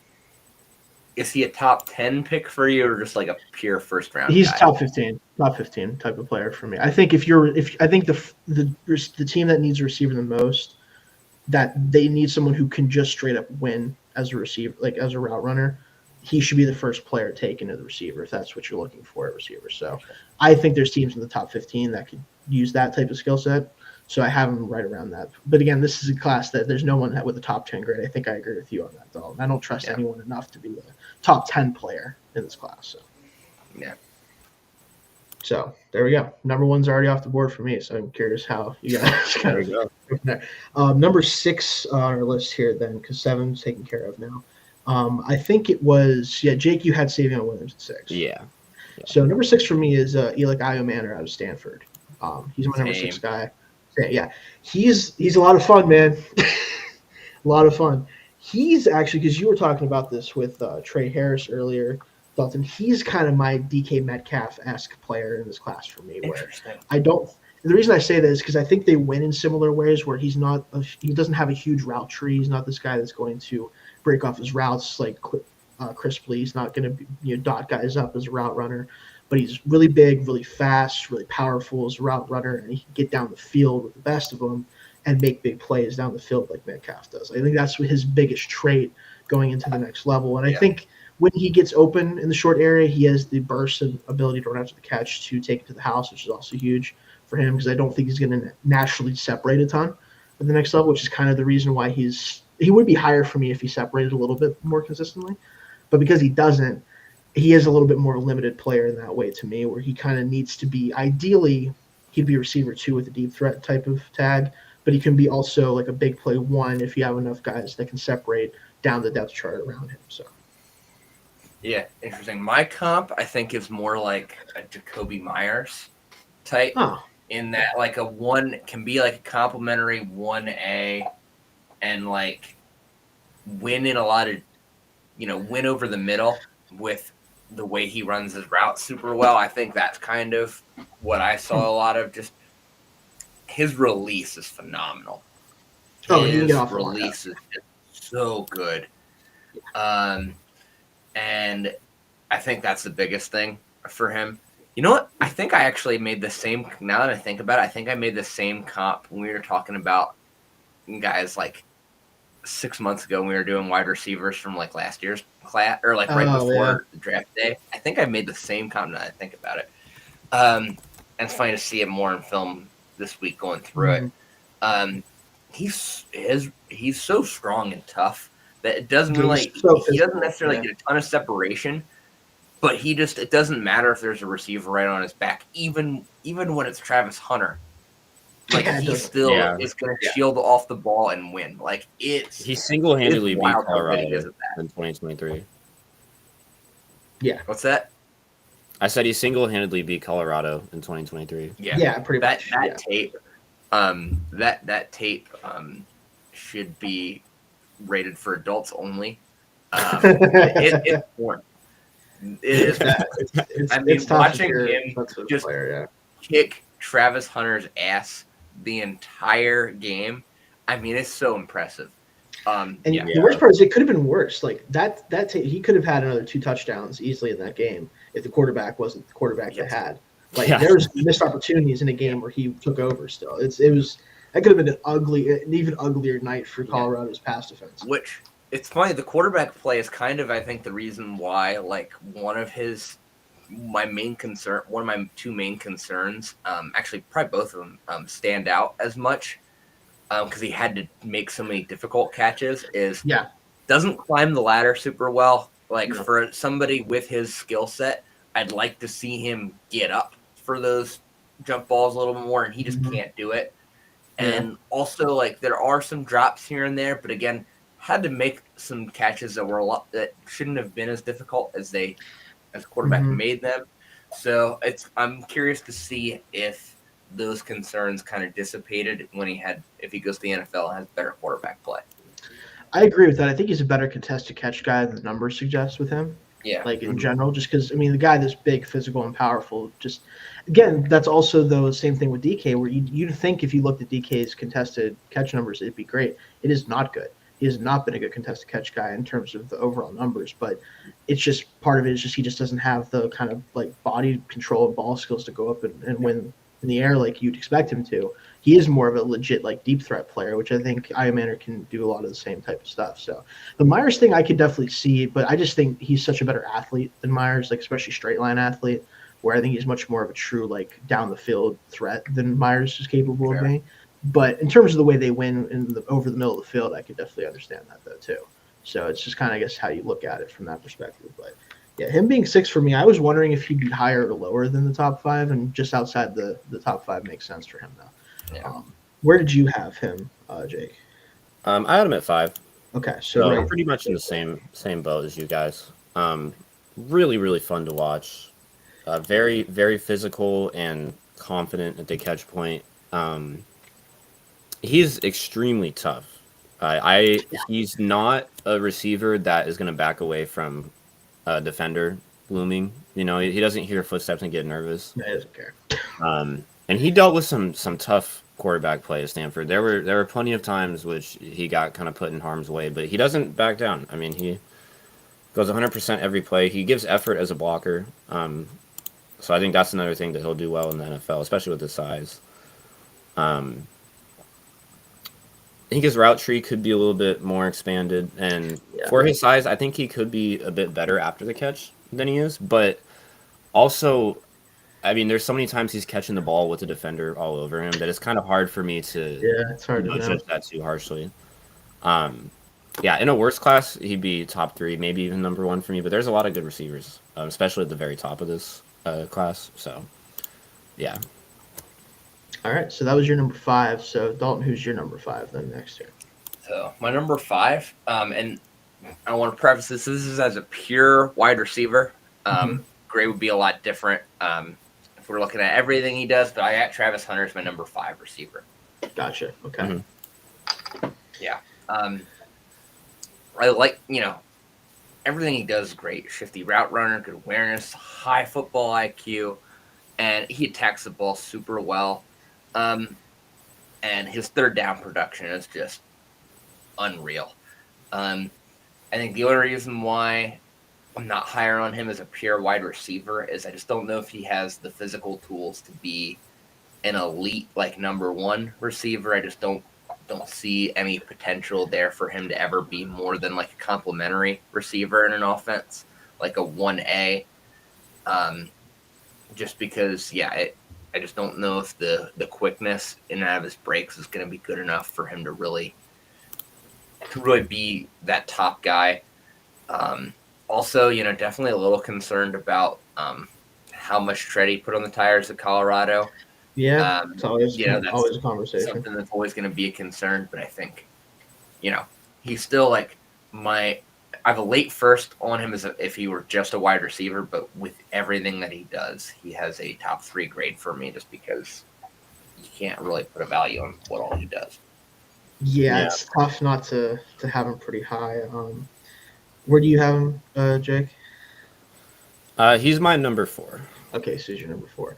So make sure to make note of that. So I want you definitely to go next here then and talk about him. But just throw it out, he is my number. If he was, and I did this admittedly a little differently, I'd probably be 4 or 5 on him if I did it the way that you guys did it. I decided that I'm going to base it purely if I thought he was just playing receiver at the next level. Because I feel like to grade him as a player, you kind of have to do it as both positions as if he was primarily going to be that to do him justice as what he could be. So he's number 2 for me on this list. If I was just purely doing it as a receiver, and I'll get into why, but you go first here, Jake. Yeah, I mean, as Dalton mentioned, obviously he brings a lot more to the table than just a receiver. But the main reason he's 4 for me is just the 3 guys who I think we all probably have at the top of our boards. I just think they're better pure receivers. We all know he does a lot of things well. I mean, best player in college football for a reason. I do also worry a little bit about how many snaps he played at Colorado, and just it's hard. I don't want to penalize him for playing another position and being really good at it, but when I'm judging him as a receiver, that does make me worry a little bit more. Just he's not going to play every play, and he's probably going to play a lot more on defense. I think so. So just the availability at receiver has him a little lower for me, and the injury risk with how many snaps he's, and knock on wood. For sure. I do not want to put anything out in the atmosphere. But just with so many snaps on the other side of the ball, I just worry about his just how much he's going to play receiver in general. But obviously does a ton of things well. Very fun to watch. He's going to be a star in the NFL. But yeah, he's at 4 for just in terms of being a pure receiver. He's 4 for me. Yeah, and I tend to agree. Like what he's shown up to this point, when you factor in what he does on defense as well, I do think I'd have him probably 4 or 5 around that range. Because I chose to do this exercise as if I was just evaluating his potential as a receiver. I have him at 2 because you can't teach ball skills like what he has. You simply can't. Like that's a trait that is so unbelievable for him, especially obviously as a corner as well makes it insane. But for even a receiver, his ball skills are just kind of second to none to me in this class overall. And with the athletic profile that he has, the quickness definitely I see Dalton as like he may never be like the crispest route runner on the planet because he may not have the same ability to break routes off and do stuff like that some other receivers have in this class. But the ball skills, the ability to win down the field, the play strength for the size that he is also pretty impressive when you think about, he's not the most well-built guy in the world in terms of his frame. I could just see this guy being like a huge play threat all the time at the next level. Just somebody that defenses have to always key in on because you never know if he might just, one, burn you down the field with a speed or just go over top of your best corner because of his ability to rise up and get the ball.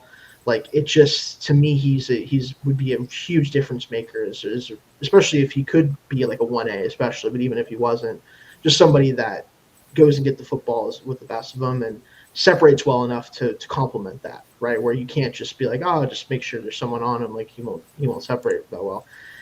Not quite so much with him. So that's why I ended up with him at number 2.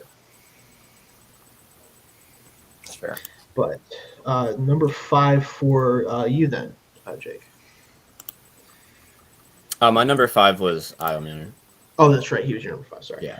In that case, then my number 5 is Luther Burden out of Missouri.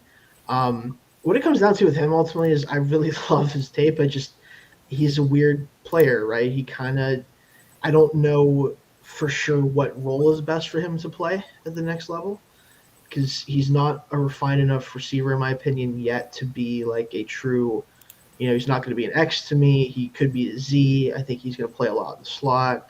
You're going to use him a lot of creative ways. The athletic profile is incredible. He's a really solidly built guy that is going to be a huge weapon after the catch. We know that about him. But it kind of just, again, like he's a player that I want to like more. But I just wonder a little bit, like, what is his role actually going to be and how good is he going to be at the different things he's asked to do? And can he be more than like a super gadget, right? Where like he is going to do a lot of things, but is he going to be able to settle in as a guy that can consistently get you, 70, 80, 90 catches is one of the primary, ball catchers on the team. That's kind of where I land with him. It's just it's a weird evaluation, I think, for me specifically.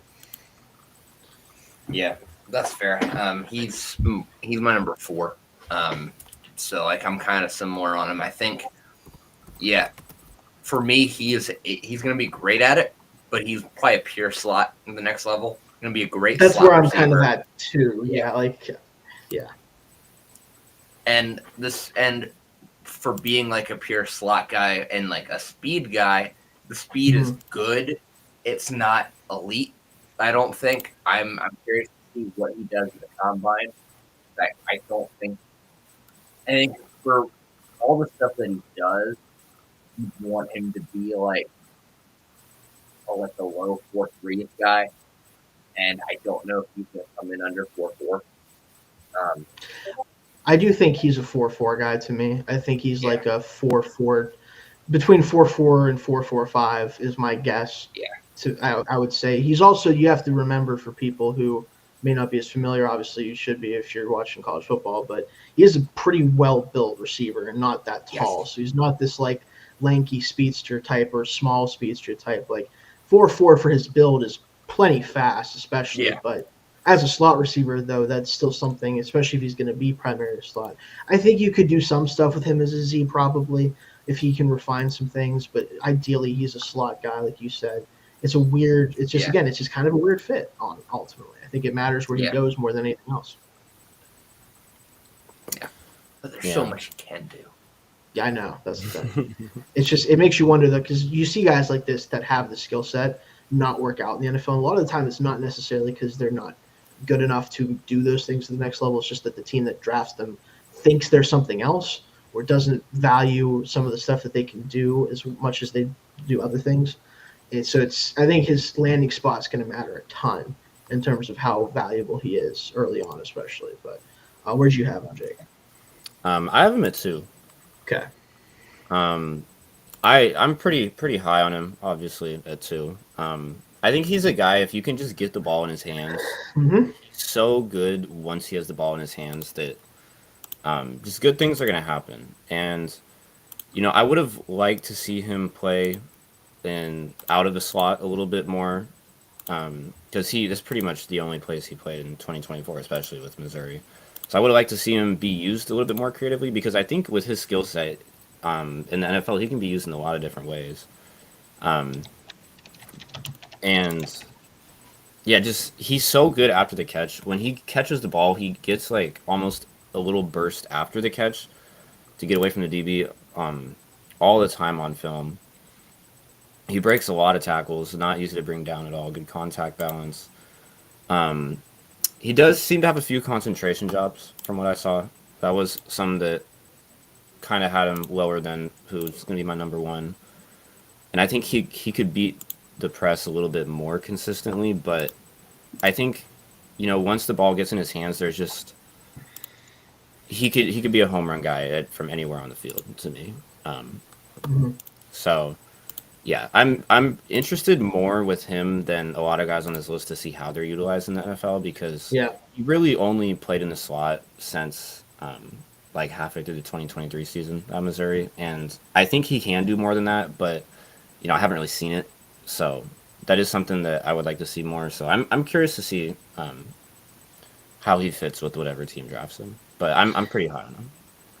Yeah, again, like I want to be as high on him as you are. I think like that's kind of what I would love to be, but I just worry so much about, like you said, like where does he end up and how does he use? Because I think his value is going to be determined by what team drafts him and whether they have a plan to get him open and in space as much as possible. Because there's a guy in space that, like you said, he's not like elite burner, but he has enough speed to separate down the field vertically from the slot. If you get him on a track, like he will outrun most guys that he's dealing with, especially once he gets ahead of steam in the secondary. He's a natural with the ball in his hands. Like he is one of those players that everyone like. People are gonna love him in Madden. I'll tell you that much. It'd be awesome to play with him in Madden. So like, he's one of those guys. But also, I think he's a good enough player, obviously, to go high in the drafts, regardless. But it does matter where he goes more than some of the other guys. I think in the top 5 is kind of what it comes down to. I think today. But moving to number 4, I think I'm the last one who has to get their number 4 again. From what I have on my list here. And I'm curious. I'm assuming you guys have him just slightly higher than me, which I was not sure if you would, because I thought I might even be a little bit higher on him than some people. Emeka Egbuka of Ohio State is my number 4. This guy, I mean, this is about as sure as it gets at the receiver position in the draft. Like, I am more confident about what he's going to be doing at the next level than anyone I've talked about today, because I know exactly how he's going to be used if the team isn't dumb. He is going to be an awesome slot type. I kind of want to compare him to Amon-Ra St. Brown in a lot of ways. I wanted him to be that player for someone. I don't know if he's going to be, and I don't necessarily think he has to be for him to be valued. I know it's funny I have the Lions hat on, by the way, when I say that. But I think like he could be that type of player potentially. But even if he isn't, he is a true like do-it-all slot receiver that can play on the outside as well at times. He's going to block the more than he should be able to. Honestly, he blocks. I've seen Ohio State use him as like a lead blocker in some cases. It's kind of funny when they do that. Like he does give effort there, so he can do that type of stuff for you. But just smooth as butter as a route runner. He exactly where he's supposed to be at all times. He's a consummate veteran player. This is someone, again, you draft him because you need somebody in that room that you can rely on third down to beat their guy, get open against zone, runs well enough to separate from guys in man coverage occasionally. Like he is just so easily translatable to me that I couldn't put him any lower than this. But obviously, he doesn't have the same athletic traits some of the guys above him have, so didn't slot him in higher. Plus, I do think he is mostly a slot. The next level doesn't have to play it exclusively there. Like I think a guy like Strepo and some of the other slots we talked about is purely a slot. I don't think he's in that category, but still mostly a slot receiver primarily. So, where do you have him? So yeah, I have him at 2. Okay.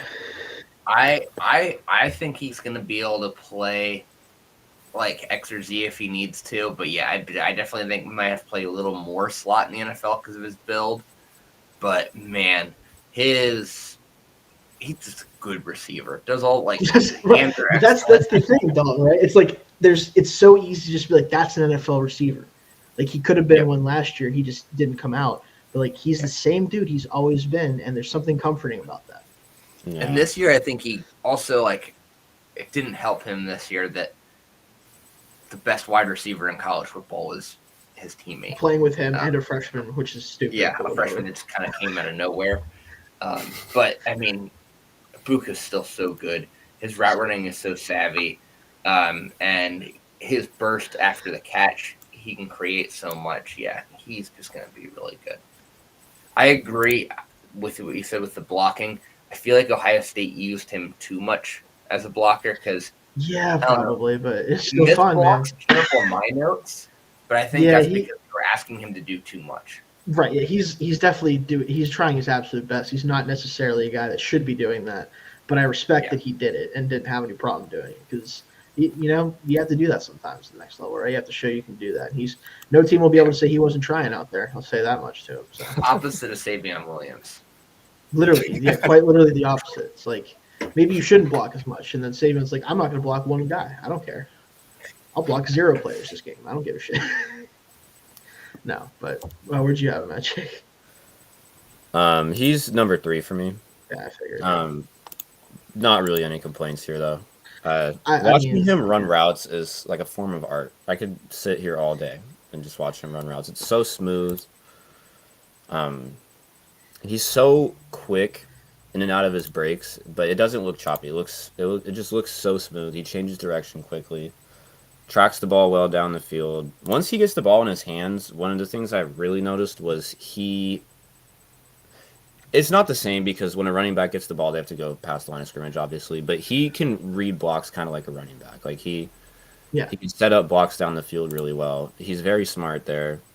The only really concerns I have with him, and these are honestly kind of nitpicks, I thought, but I think he could be a little bit better in some contested catches in terms of just using his wingspan and his frame. And I kind of would have liked to see him be lined up outside a little bit more this year, but in general, those are really nitpicks. I know that he's going to be a good NFL receiver. Like there's not a single, and hopefully I didn't just curse him, but there's not like any part of me that is worried that he's not going to translate well. Yeah, and like at the end of the day, I know it's kind of easy, but like sometimes he's the guy you take because your team sucks at taking receivers. Like if your franchise cannot draft a receiver position, like I know the Patriots are going to be drafting too early to take him in the first round. I think he will go in the first at some point, but the Patriots could really use a guy like this because I know he's going to be good. You know what I mean? Like they cannot screw that up, in my opinion. So like he's the guy you draft if you're a team like the Steelers, in my case, they won't draft him because he's good and also isn't insane, so they're not going to draft him. But I would love it if they would because I would at least know there's one dude out there other than George Pickens sometimes who's going to be ready to catch a pass. Like, I know that that's the case then. You should get the Savion Williams and George Pickens duo.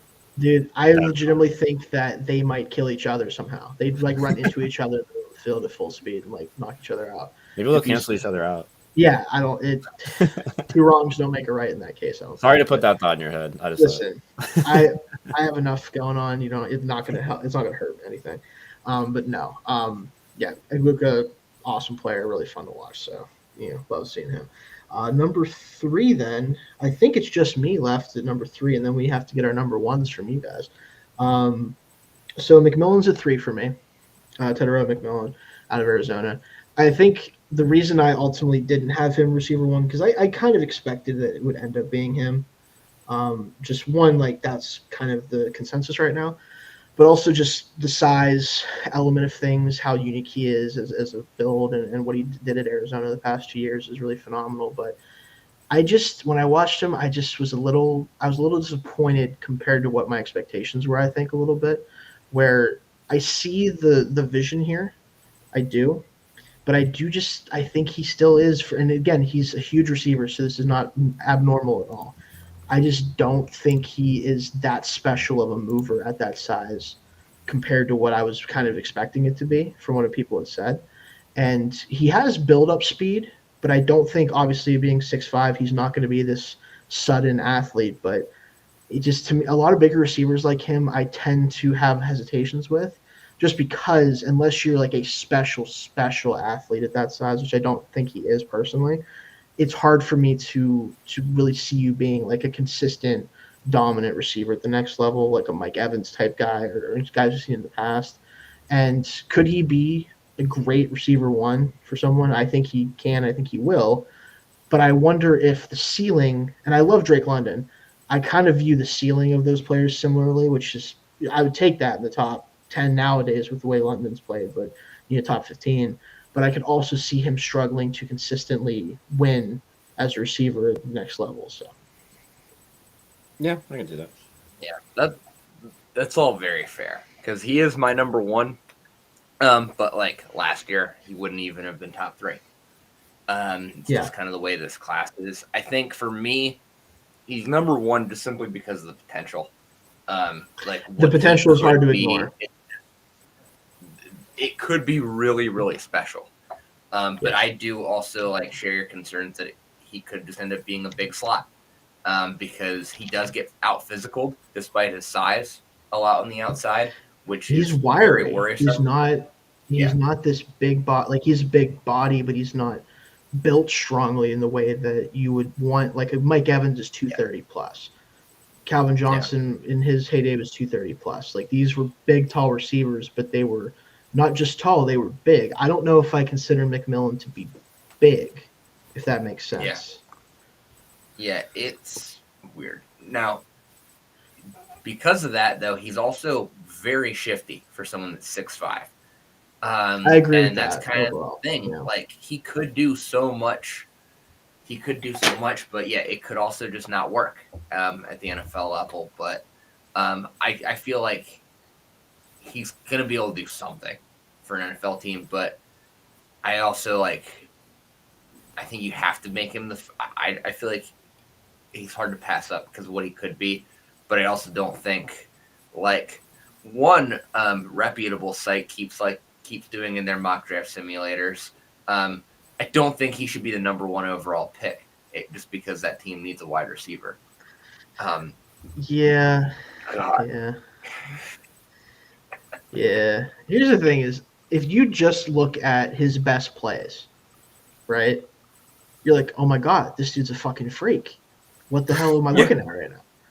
And then sometimes you watch him and you're like, he's not, because of his size, he's not the best route runner in terms of being able to break off his routes and to separate quickly, obviously. And again, that's kind of hard to nitpick on a guy who's 6'5", but if you're going to be 6'5" and 215 pounds and not the most physically dominant receiver in the world, because you're not the heaviest at that weight, you don't have the best frame, you kind of have to have special movement skills in some ways. And I don't know if it's special. I think it's very good. I think it's way better than it has any right to be for most guys this size. But again, is he just a really unique player that needs probably to be used in a unique way to be as successful as he needs to be? Or is he a freak? It's it could go either way, I think, is the problem here. If he becomes Drake London-esque, who isn't a special athlete in my opinion, but is very, very well-rounded in every way and is huge and has just the ability to kind of catch radius you to death and just be better than the guy in front of him sometimes just because he's more physically built and able to do that stuff, that'd be great. But I don't know. I just don't know if that's the case with him. Yeah, what if he's skinny Mac Hollins? That's it. Hey, and guess what? Maybe. That's scary. And then all of a sudden he won't wear shoes for some reason. I don't know. And that might get weird if that happens, but whatever. But it's a tough evaluation for a guy like this because every part of you is like, this is awesome. this dude's 6'5" and he runs around. His build-up speed, he can actually run. It's really cool. But then you just watch more of him, and you're like, it's good. I don't know. Yeah. It kind of could go either way with him, I think, especially. Yeah. And I think that's why, like, for me, I think what makes him one is if you really believe in your organization, you believe in the people in your building, you gotta look at those highlights and say, we can make that what he's doing all the time. We can do that. Right. We have the coaches in place. We have the strength staff in place to bulk him up. We can make him reach his full potential. That's the thing. Like, if you really believe that you can get a guy to his full potential, he's your guy. Yes, absolutely. Just because no one has this physical profile. I mean, you could argue like Savion Williams is a freak, but he's not as big as him. Yeah. Like the frame isn't as ridiculous as with McMillan. So like it's just he's an interesting player. I'm very curious how high he ultimately goes, because I have a feeling that there's certain people in the draft community that we will not say right now, as Dalton was talking about. I think they're higher on him than the NFL is ultimately going to be. I do think so. Not to an insane degree, but I wouldn't be shocked if he's much closer to a back end of the top 10 pick than a top 5 pick. I agree. Makes sense. Like, I think that's where it's going to ultimately land. So I'm also wondering, do you think he's going to test? Because I'm curious because I don't know. Because it could really help him or really hurt him.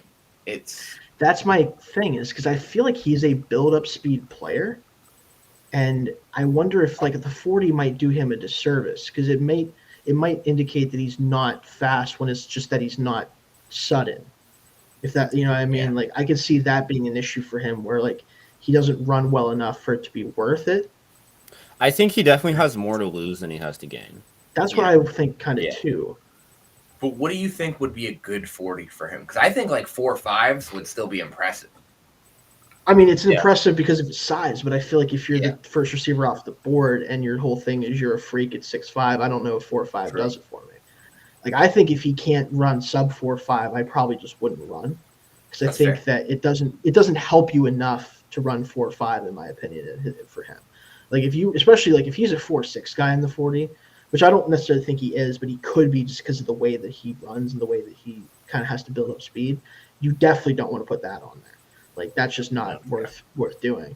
But I would be curious to see how he does in the other explosives, because I'm assuming he's going to test in some things, right? Like, I don't think he's going to just skip the combine entirely, probably. He's not that type of player that can just do that, in my opinion. Like, Harrison could do that last year, right? Like, I don't want to do it. He was going to get drafted high no matter what. But this guy, I think, has some things to gain still. So if he can test well in other ways, that might help him more than the 40 would or something like that. Yeah. So, but again, that's your number one, of course, as well, Jake, right? Yeah. So, yeah. Any more thoughts you want to throw out on him? I mean, I think you guys summed him up pretty well. You know, it's really just the potential that has him at number one for me. Which I get. Yeah. I mean, he can catch any pass. He's going to be a huge red zone threat. He can catch any back shoulder throw, contested balls. I think, I would like him to be stronger, but I think the fact that he's a bit more lean allows him to be as good after the catch as he is, in terms of just being elusive. Mm-hmm. So I think that's kind of something give and take. He could put on muscle, but I could see that making him a little bit less elusive in the open field. But also, he can get jammed off the line because he's not as strong as he could be. So it's kind of, I don't exactly know how to feel about that, but I think just, the potential is just speaking to me. That's the main thing. Fair enough. Speaking to, so I will say, missed tackles forced, according to PFF, by the way, he was tied for second with two other guys for most missed tackles forced in the country. Now, a receiver, granted, he also got targeted a whole shit ton, so that's part of it. But number one in that, do you guys want to guess who number one is most missed tackles forced?